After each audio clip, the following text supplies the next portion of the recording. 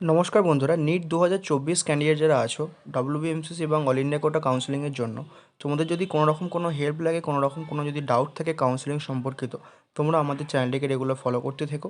YouTube চ্যানেলে অনিন্দ্য বেলেল এবং আমাদের টেলিগ্রাম গ্রুপে অ্যাড হয়ে তোমাদের ডাউট, তোমাদের যদি কোনো রকম কোনো জিজ্ঞাসা থাকে সেগুলো কিন্তু জানাতে পারো। আমাদের ইউটিউব চ্যানেল নেম অনিন্দ্য বেলেল এখানে দেখতে পাচ্ছ, এবং টেলিগ্রাম গ্রুপ এই যে নিট 2024 কাউন্সেলিং, এই গ্রুপটা কিন্তু তোমরা অ্যাড হয়ে যেতে পারো এবং তোমাদের কোনো রকম কোনো জিজ্ঞাসা, কোনো ডাউট থাকলে, কাউন্সেলিং সম্পর্কিত যদি কোনো সমস্যা থাকে সেটা কিন্তু জানাতে পারো। চলো ভিডিও শুরু করা যাক। নমস্কার বন্ধুরা, নিট 2024-এ যারা কাউন্সেলিং করাবে বলে ভাবছো এবং তারা ডব্লিউবিএমসিসির থ্রু দিয়ে কোনো অ্যাডমিশান নেবে, তারা আগে হয়তো কোনো কলেজে অ্যাডমিশান নিয়েছিলে বা নাওনি, প্লেন ড্রপ দিয়েছিলে বা ফ্রেশার্স, এরকম কিছু ক্যান্ডিডেট আছো, তাদের কার ক্ষেত্রে কোনটা লাগবে, school leaving, college leaving, migration, gap certificate কোনগুলো লাগবে, কোনগুলো তোমাদের অ্যাডমিশনের সময় দিতে হবে, কোনগুলো তোমাদের এখন থেকেই অ্যারেঞ্জ করা শুরু করতে হবে, এইগুলো নিয়ে এই ভিডিওতে আমরা আলোচনা করব। চলো শুরু করা যাক। প্রথমে বলে দিই, school living certificate, college living certificate, migration certificate, gap certificate কোনটি কাদের লাগবে। প্রথমে স্কুল লিভিং।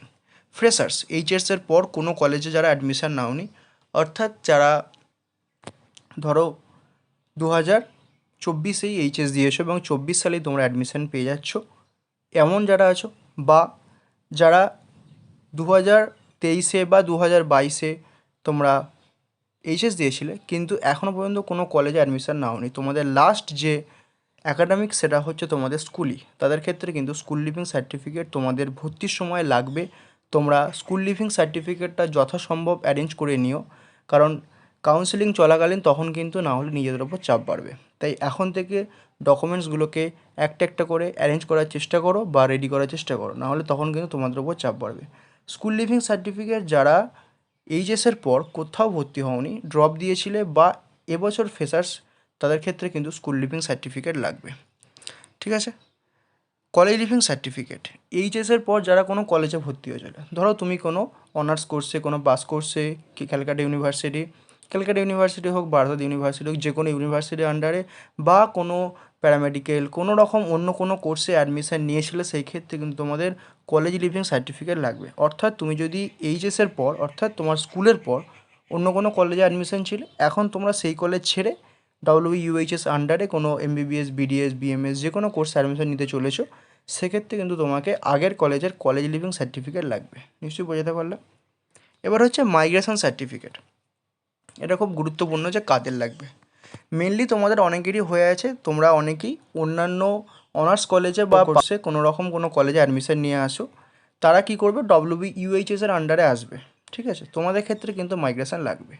তোমরা যদি West Bengal university of health অর্থাৎ ইউএইচএসের আন্ডারে কোনো কোর্সে অ্যাডমিশান নিয়েছিলে, তোমাদের কিন্তু এখন তোমরা খালি কোর্স চেঞ্জ করবে। অর্থাৎ ধরো তোমরা প্যারামেডিক্যাল পড়ছিলে, এখন এমবিবিএসে আসছো, নার্সিং পড়ছিলে, এমবিবিএসে আসছো, বা ফার্মাসি পড়ছিলে, এমবিবিএসে আসছো, বা কোনো প্যারামেডিক্যাল কোর্স করছিলো, তোমরা এখন এমবিবিএসে বা বিডিএসে আসছো। অর্থাৎ ইউএইচএসের আন্ডারেই তুমি আছো, খালি কোর্সটা পাল্টেছো, তোমাকে কিন্তু তাহলে কলেজ লিভিং সার্টিফিকেট দিলেই চলে যাবে, মাইগ্রেশন সার্টিফিকেট দেওয়ার কোনো মানে নেই। ঠিক আছে, অর্থাৎ মাইগ্রেশন সার্টিফিকেট হচ্ছে এইচএসের পর ইউএইচএস ছাড়া অন্য কোনো ইউনিভার্সিটির আন্ডারে কলেজে অ্যাডমিশন নিয়ে থাকলে।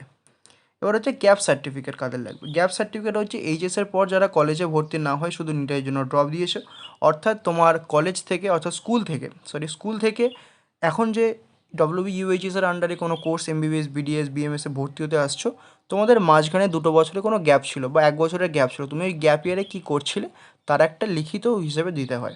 গ্যাপ সার্টিফিকেট নিয়ে একটা ডিটেলস ভিডিও চ্যানেলে আছে, বা নতুন করে তোমাদের 2024-এর জন্য ভিডিও আসবে, তোমরা চ্যানেলটিকে রেগুলার ফলো করতে দেখো, আপডেটটা পেয়ে যাবে। অর্থাৎ এই 4টে যে সার্টিফিকেট মূলত তোমাদের রেডি করতে হয়, school leaving, college leaving, migration, gap certificate, কাদের কোনটা লাগবে নিশ্চয়ই তোমরা বুঝতে পেরেছো। অর্থাৎ স্কুল লিভিং যারা ফ্রেশার্স এবং এইচএসের পর কোনো কলেজে ভর্তি হওনি, এখন নতুন করে কলেজে ভর্তি হবে। ঠিক আছে। কলেজ লিভিং যারা এইচএসের পর কোনো কলেজে ভর্তি ছিল, তাদের ক্ষেত্রে লাগবে কলেজ লিভিং, এখন তুমি সেই কলেজ ছেড়ে এই কলেজে আসতে চলেছো। Migration certificate, West Bengal university of health science ছাড়া তুমি অন্য যে কোনো ইউনিভার্সিটিতে ভর্তি ছিলে, এখন তুমি সেই ইউনিভার্সিটি ছেড়ে West Bengal university of health সায়েন্সে আসছো, সেক্ষেত্রে তোমাকে মাইগ্রেশন দিতে হবে। কিন্তু তুমি যদি ইউএইচএসের আন্ডারেই, অর্থাৎ তুমি ধরো আগে কোনো বিডিএস কলেজে ভর্তি ছিলে, এখন এমবিবিএসে আসছো, তাহলে কিন্তু শুধুমাত্র কলেজ লিভিং দিলেই চলবে, তোমাকে কোনো মাইগ্রেশন সার্টিফিকেট দিতে হবে না। তুমি কোনো ইউনিভার্সিটি চেঞ্জ করছো না। মাইগ্রেশন মানে যখন তুমি কোনো ইউনিভার্সিটি চেঞ্জ করবে, ঠিক আছে। আর গ্যাপ সার্টিফিকেট, যারা এইচএসে বা ড্রপ দিয়েছিল, ওই ড্রপ ইয়ারটার সময় তুমি কী করছিলে, যে আমি নিটের প্রিপারেশন নিয়েছিলাম এরকম বলে একটা লিখতে হয় এবং যেটা স্ট্যাম্প পেপারে করাতে হয়, সেটা নিয়ে ভিডিও আছে, পরে তোমাকে দেখিয়ে দেবো। তো তাদের ক্ষেত্রে গ্যাপ লাগবে। আশা করি তোমাদের বোঝাতে পারলাম। তোমাদের যদি কোনো রকম কোনো হেল্প লাগে বা যদি এই নিয়ে কোনো ডাউট থাকে, তোমরা কমেন্টে জিজ্ঞাসা করতে পারো।